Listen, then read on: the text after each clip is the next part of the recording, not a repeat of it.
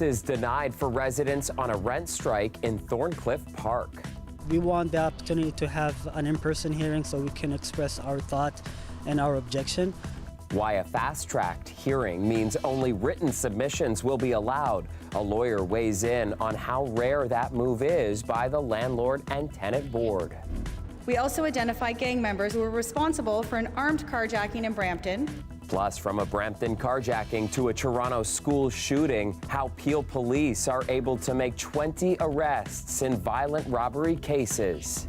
I have officially become one of the students you hear about online who have been bullied and threatened out of their academic institution.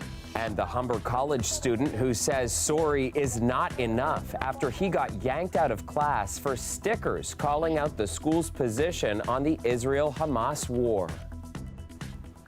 Good evening, I'm Chris Glover. We begin tonight with renewed frustration for residents of an East York neighborhood. After a months-long rent strike, the Landlord and Tenant Board has now decided to fast-track rent hike hearings for 3 Thorncliffe Park apartment buildings. That move comes at the landlord's request and has left many residents feeling their voices are being silenced. Patrick Swadden has our top story tonight.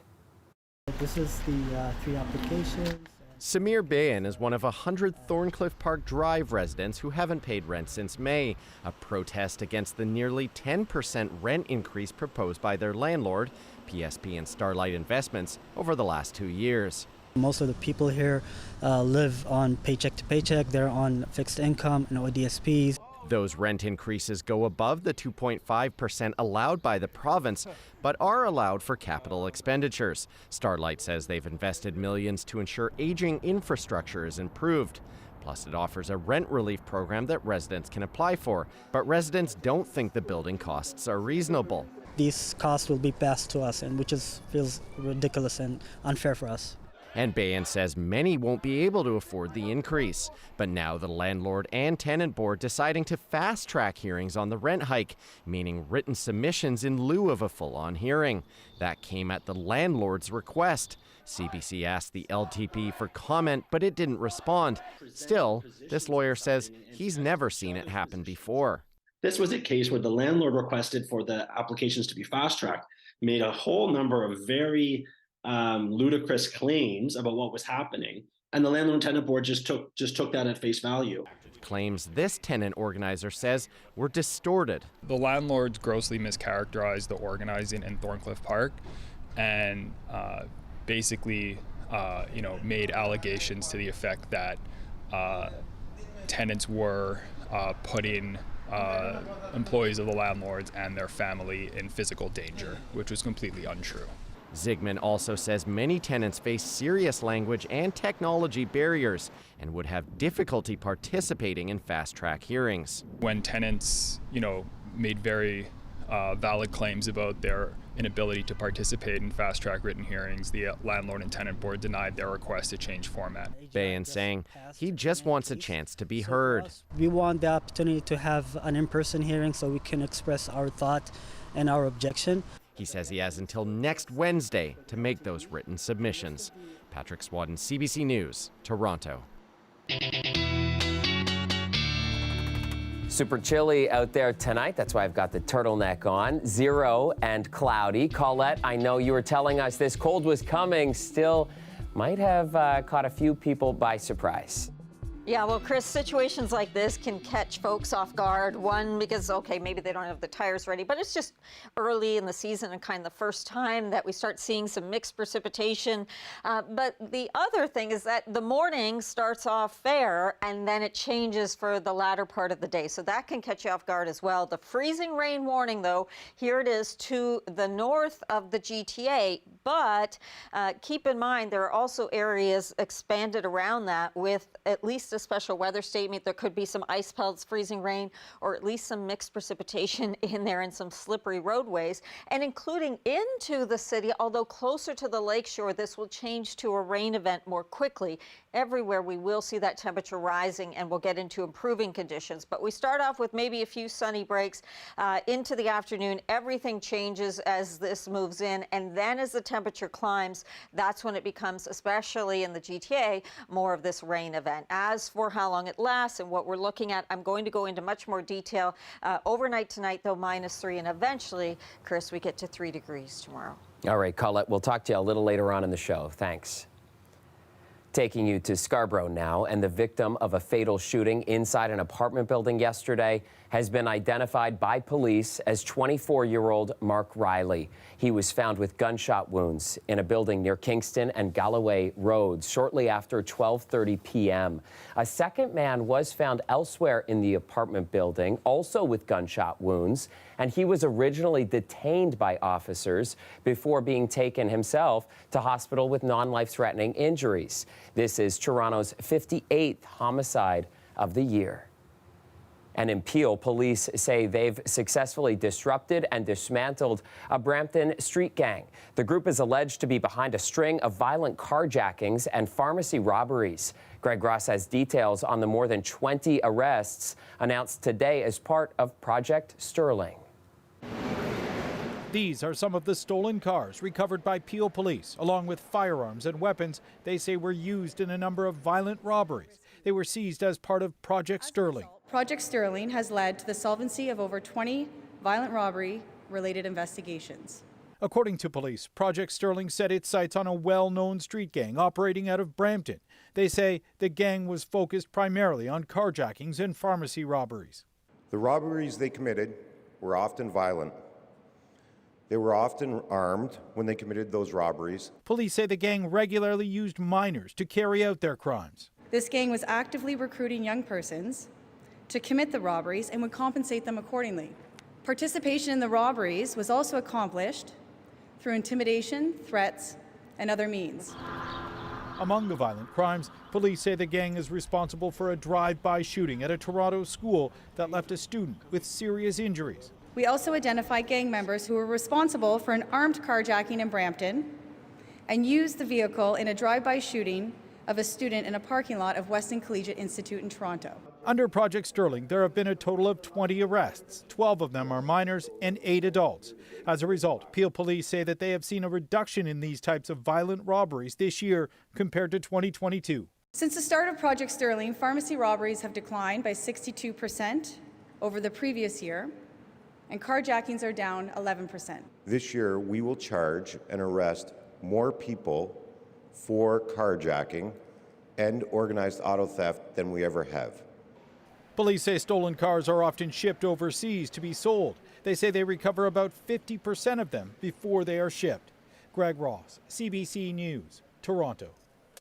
Updating you now on a high-profile sex assault case, former fashion mogul Peter Nygard's lawyer making his closing submission to the jury today. 82-year-old Nygard has pleaded not guilty to 5 counts of sexual assault and 1 count of forcible confinement in alleged incidents ranging from the 1980s to the mid-2000s. Nygard's lawyer arguing the Crown's case is built on a false narrative from complainants who were not credible. Multiple women allege they were taken to Nygard's Toronto headquarters under pretenses ranging from tours to job interviews, but ended up being sexually assaulted. Jury deliberations begin this week. To the latest on the Israel-Hamas war, and for the first time in 30 days, multiple Canadians that were trapped inside Gaza have been allowed to leave. Global Affairs says 75 people with Canadian ties were told to head to the Rafah border crossing today. Here at home, a press conference was held in Mississauga by Canadians with families still in Gaza. What we're asking for is clear. And the evacuation of over 600 Canadian permanent residents and family members needs to happen, and it needs to happen now. We are calling and demanding that the Canadian government to walk the talk and act immediately. Time is of the essence. Enough is enough. Like many others, the group is calling for a ceasefire and wants an emergency meeting with Foreign Affairs Minister Melanie Joly. It also wants visas to be expedited for family members of Canadians from Gaza. Now to Humber College and a student who put up pro-Palestinian stickers around campus. He was pulled from class after the school alleged he violated its policy on unauthorized materials on college property. Now Humber College is apologizing to the student and reviewing its own policies. Dale Manukduk has more on the ongoing campus fallout.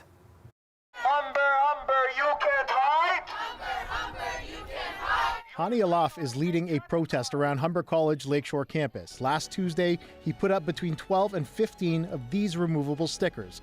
On Thursday, he was pulled out of class by the school's public safety department. He tells me that I have been accused of spreading hate speech, of spreading anti-Semitic rhetoric, and of desecrating and vandalizing the campus property, and that I am meant to leave campus. I have officially become one of the students you hear about online who have been bullied and threatened out of their academic institutions. Alaf quickly took to social media, and today dozens of students gathered in support of him, disappointed with the school's response. They handled it so poorly. It was blown out of proportion. His actions were completely non-violent, non-threatening. Humber says Alaf violated school policy, posting unauthorized materials around college property, and that it had received complaints about the stickers. We have since expressed regret for the way in which that was handled and that it was disproportionate to the violation under the Code of Conduct for Students. And we've been in direct contact with the student. He was welcomed back both to campus and to class that same afternoon. It is not anti-Semitism to say that Israel is an apartheid state. Humber's response isn't good enough for these students. They're demanding a public apology and for the school to clarify its position on the stickers, arguing that the message is not anti-Semitic or hateful. I did not spread anti-Semitic rhetoric. To call that Israel is an apartheid state is an unequivocal fact affirmed by international human rights organizations, by the United Nations. The protesters also want the school to do its due diligence when looking into student complaints before disciplinary action is taken, and to affirm its support of freedom of speech. The school says it is looking into processes and that it does value and uphold free speech. Dale Manukduk, CBC News, Toronto. Returning now to Toronto's waterfront, set to be a focus at City Hall tomorrow. Councillors are going to debate a new light rail transit line by the water. As City Hall reporter Sean Jeffords shows us, the mayor's on board, and the question is whether she has the support of other councillors. Mayor Olivia Chow and local boosters of the waterfront LRT took a boat tour of the city's eastern shoreline. I can imagine it. I can see it. It's the site of billions in proposed new development as Toronto works to unlock the Portlands. And a key part of that is a proposed light rail line. We have a beautiful, even sketched out dream of what it could be. And we have the design of the waterfront LRT. And while Toronto may have a vision, what it doesn't have in ample supply is money. With a $1.5 billion deficit, the city's books are in bad shape. The $2.6 billion LRT project remains unfunded by all levels of government. But city councillors are being asked to approve over $60 million in new spending on the line. Toronto's chief planner Greg Lintern says the LRT will help grow the city. Council has tasked us to imagine still building a beautiful, complete community with more affordable housing. How do we leverage that? We leverage that by bringing transit through Queens Quay over into the Portlands up. The Waterfront East LRT extension is a priority project. The city projects the light rail line will provide over 50,000 daily trips. Staff say it will support over 100,000 people it expects will live in the area when the work to redevelop the Portlands is complete. So just to give you some perspective, Tim Coker of the Waterfront BIA says Toronto must build a world-class waterfront, and that means it needs funding from other governments. The most important thing right now is that all three levels of government agree on one massive vision for the waterfront city and get things like the Waterfront East LRT in place to connect it all. Looking this way. City staff recommending council approve an alignment for the nearly 4-kilometer line. And they also want the okay to advance the project to 60% design completion. But they've warned that if construction doesn't proceed, millions spent on design could be sunk costs. Chow says Toronto can't afford to delay this project any further. I think it's important that we move ahead immediately because we are already many years behind. City Council will consider the request in a meeting that starts tomorrow. Sean Jeffords, CBC News, Toronto. Now to traffic solutions north of the city, and provincial politicians are being urged to take another look at the controversial toll highway 407. A new report says cutting 407 tolls for trucks could cut the need for another new controversial highway. Lorenda Redekop explains why. It's a headache for commuters getting stuck on Highway 401, called the busiest highway in North America. A new report suggests a solution to reduce truck traffic, subsidizing trucking companies to take the 407 toll highway. It's very much underused, while the 401 is very plugged. So trucks could save time and money if they took the 407, but the toll rates are so high that they don't. The report, commissioned by the advocacy group Environmental Defense, presents the 407 subsidy for trucks as a way to avoid building Highway 413, a highway project that was an election plank for the Ford government. They could save billions of dollars by actually just paying the tolls for the trucking companies to take the 407. The report says even fully subsidizing truck tolls for 30 years would cost less than the lowest estimate for building Highway 413, though the study acknowledges the subsidy would have to be agreed to. Subsidizing trucks on the 407 isn't a new idea, suggested 2 years ago by the group Transport Action Ontario. Now, large trucks rarely take the 407 due to cost.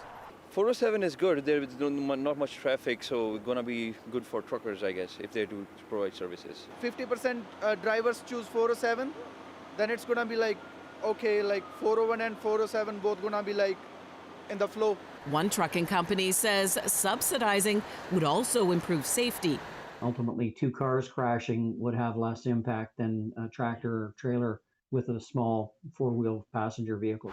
But the government plans to continue on its plans to build Highway 413. A spokesperson for the transportation minister says the 407 was already looked at as an alternative to a new highway, but found it wouldn't meet long-term demand, saying the gridlock can't be diverted from one highway to another without building new capacity. Lorenda Redicomp, CBC News, Toronto. And highways or not, drivers, listen up. Tomorrow afternoon, Colette, it could be a bit of a messy commute, hey? Yeah, and our role here is to give everyone the information, so hopefully everybody takes it easy and can stay safe and just really allow some extra time or make some changes to your travel plans if you can. The second part of the day tomorrow is when things become much more active. I was showing you earlier in the show the areas with the freezing rain warning to the north, but expanded from that are special weather statements because of mixed precipitation and slippery roadways. And the timing on this is really tomorrow afternoon and into the evening. Then into the GTA as temperatures rise. It's more of a rain event, and it pretty much stays that way closer to the lakeshore. So our ridge of high pressure moves on. We just got rid of one system. This next one is coming in. It's along the warm front. Windsor should be rain. Sarnia could even be seeing that mix, certainly into London, up towards the Bruce Peninsula, and there even towards the GTA. We see some of that mix. There could be a couple of hours even of some ice accretion, so ice pellets or freezing rain kind of mixing off and on with that wet snow before that temperature lifts and we get into the rain. Now, the rainfall amounts that we'll be seeing and the timing of this, it's really continues off and on Wednesday night into early Thursday morning, and then it's moving on out. The winds will help push that along.